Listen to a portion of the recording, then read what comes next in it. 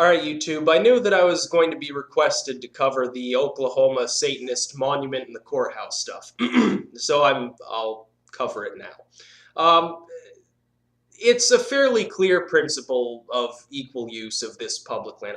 By the way, as a now pagan, former Satanist, whatever, occultist, whatever you want to term it, I do not care if Christians put the Ten Commandments or a statue of Jesus or a statue of Moses or a statue of the Ark of the Covenant or whatever else they want to put in a courthouse, in some other government building. It doesn't affect me, number one. I probably will never see it. Number two, they're not making me perform some sort of Jesus ritual, praising Jesus before I go into the court or wherever. It doesn't really affect me, so I don't care.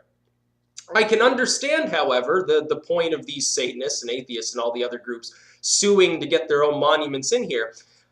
If you're going to have a Christian monument, and the people of Oklahoma need to understand this because they seem to have the all too common delusion that this country was founded as a specifically Christian nation. It was not. You can read quotes from the founders. Most of them were utterly irreligious. Thomas Jefferson made his own Bible to remove all the paranormal superstitious stuff from it. Literally made his own Bible to remove that material. Benjamin Franklin was having orgies in his basement and founded the Hell Devils Club. George Washington was not a Christian. We have it on good authority from Thomas Jefferson. John Adams said this would be the best of all possible worlds if there were no religion in it. These people were deists and agnostics. They didn't care about the church. They did believe in God, largely speaking, but they didn't really see religion as all that important. But people need to realize our founders, when this country was built, came out of the Enlightenment era. Google it. The Enlightenment era, an era where enlightened, logical, rational thought took precedence over religious values, or were co-opted with those religious values to try to temper it and find a better source of truth about what God wants. This is when the groups like the Masons became big. Most of these people were Freemasons. The Freemasons still worship Lucifer. If you look up again what Lucifer means, you'll find they're talking about Jesus. Hate to burst your conspiracy theory bubbles, but these people in Oklahoma need to realize, no, this is not a Christian nation. Were there Christian values incorporated into the nation? Yes. Not until the late progressive era, the early 1900s, and some in the late 1800s, with the temperance movement, which was when fundamentalism became common in the United States. Fundamentalism was extremely uncommon outside of, oddly, New England, which is now the most atheistic part of the United States, until this period of time. Look up your history. Study some U.S. history. If you've taken an AP U.S. history course, you probably already know this. Study it. However, I don't care if the Ten Commandments is there. This was also not founded to be an utterly secular nation. And the atheists are wrong on this. The ACLU that's suing to have this monument removed don't seem to understand this. This was never meant to be a secular nation or a Christian nation. It was meant to be a pluralistic nation. A nation in which people from various cultures, which the founders, they weren't dumb. They knew people were going to immigrate from other parts of the world eventually. They were forward-thinking, Enlightenment-era individuals. They knew this was going to happen. They knew that there would be Hispanics moving into the country. They knew there would be Chinese people moving into the country. They knew there'd be Orthodox people from Eastern Europe moving into the country. They didn't care. Because their idea about this country was that people would be judged on their own merits and that all of their other beliefs, if they weren't hurting anybody else, really didn't matter, as long as it was kept out of government. Well, putting a Ten Commandments monument in the court is not interfering with the government's proceedings, with judiciary proceedings. It's not. It's a piece of rock with words etched on it.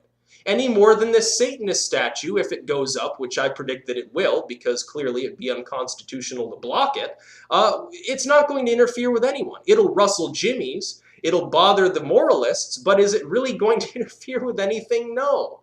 It hurts nobody. They'll call it a graven image and say it's heathenistic and it's terrible and it's a sin monument. Who cares?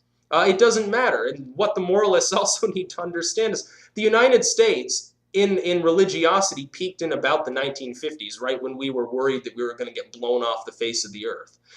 Before that, the United States actually was less religious than most of Europe. It was less religious than most of the world back then. Most other cultures on earth were more religious than the United States until the temperance movement. Study your damn history. People need to understand, certainly not a Christian nation any more than it was meant to be an atheistic secular nation. I am tired of the political correctness.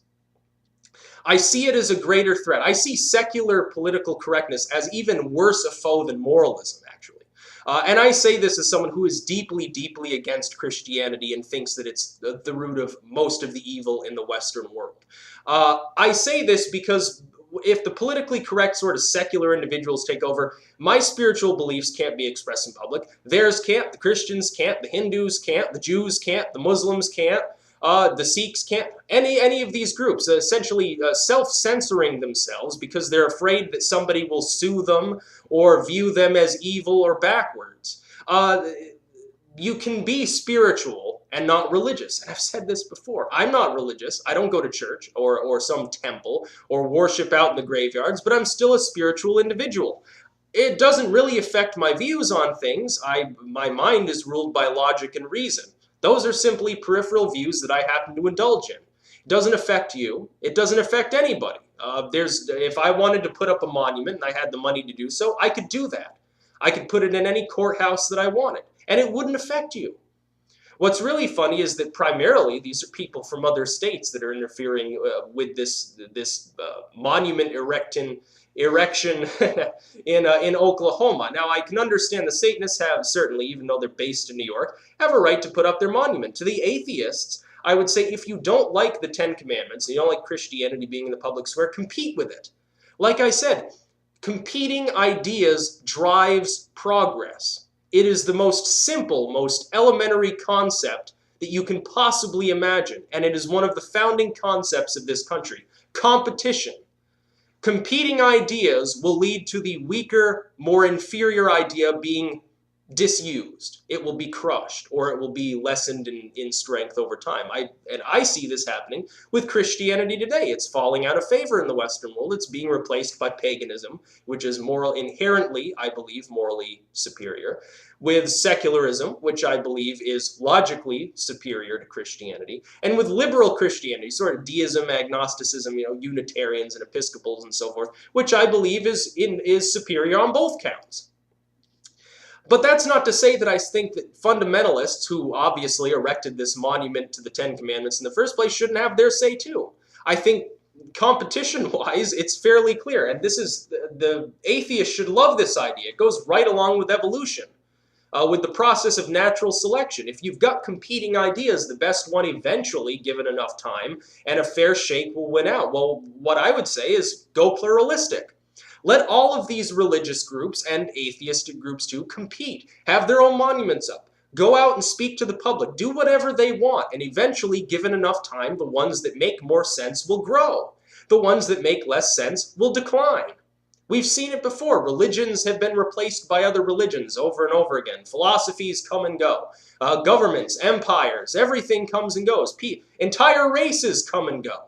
When the colonial era individuals burst into the third world in the 1500s and through the Victorian and Edwardian era, they displaced most of the native people they encountered when it was feasible to do so, because they had better technology, they were more well organized, they had better medicine, they had better everything.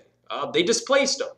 It's natural selection. Of course, we look back on that and say, oh, those terrible genocidal maniacs. I don't. I'm part Native American. The Native American cultures largely sucked.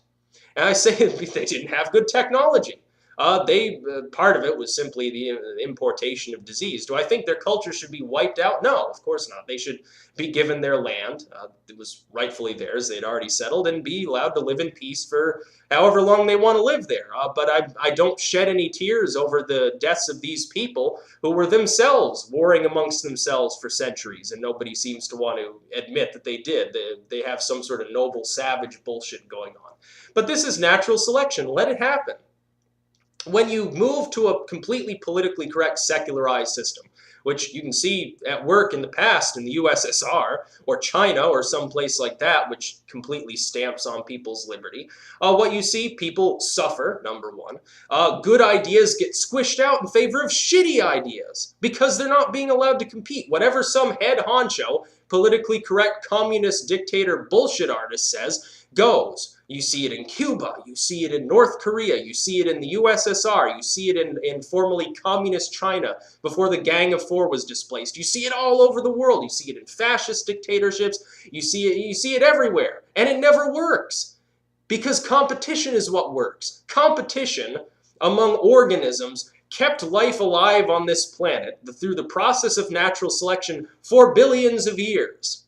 It's not going to stop. This process must continue. For any culture that wishes to survive, it must have a competitive aspect. Competitive ideas on business, on ideas themselves, philosophies, even religions. Religions change in response to external stimuli in the exact same manner that an organism changes in response to external stimuli. You have bottleneck effect going on with religions. 90% of the religion gets wiped out. Well, this one sect in a sheltered area with different ideas is now the dominant force within that religion. Well, now theirs are perpetuated. They were the ones that survived. Does it always work for the betterment of man? No, of course not. But generally speaking, you have a trend moving towards religions making more sense nowadays than they used to. Generally speaking, Christianity is liberalizing. Evangelical Christianity is dying. It is dying. I've already showed you that it's dying. It's declining all over the Western world. It's barely making headway now in Africa. Some of those people are fighting back against it. Islam's dying out. Islamists are liberalizing. In the last century, Islamic countries where women couldn't do anything have liberalized. Turkey has liberalized. Partially. Socially, they haven't liberalized as much. But as far as law goes, yes, they've liberalized. Tunisia, Lebanon. The Lebanese people are one of the most liberal groups within Islam. Even in Iran, they've liberalized some. You don't see people going around in full hijabs all the time anymore over there. Things are improving. They improve slowly. You can't force them to improve more just by cracking down on free speech and saying to people, you can't put up your monument, nobody can put up anything. We're just going to have a blank wall there because anything that we put on this wall might offend somebody.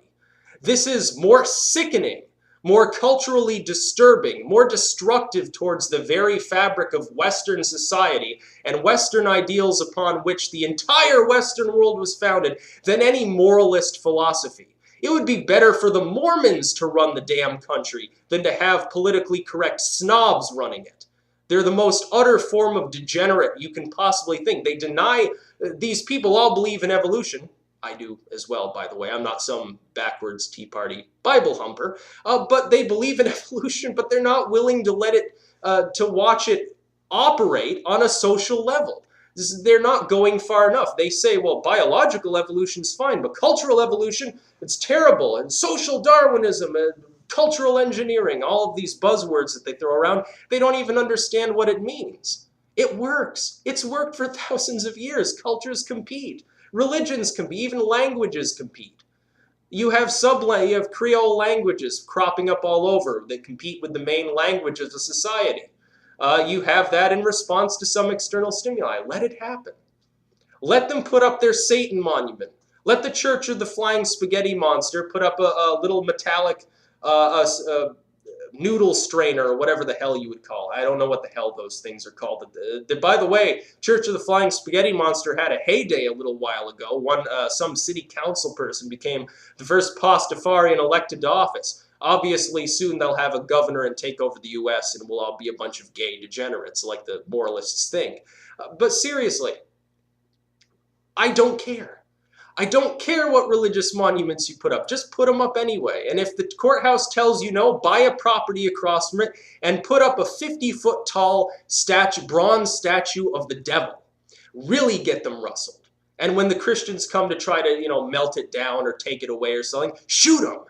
Because you're defending your property. In Oklahoma, by the way, that's probably legal. They're an extremely conservative state. Stop being pussies. Stop being assholes constantly for your entire life and worrying about what somebody else might believe. It doesn't affect you until they are forcing their beliefs on you. By the way, I would say that telling people to swear upon the Bible Sorry, it's very cold here. In like court would be unacceptable. I think that should be completely done away with, unless they also want to give people, the Quran option and the God delusion option and things like that. I don't think there should be prayer in schools. I don't care if the kids pray before a test, but they shouldn't be led in prayer. They should take references to God off money. I'll concede that point because that was not even, they changed the motto of the United States in the 50s. That was not even original to our country. We should return to our actual Enlightenment values and let all these groups compete.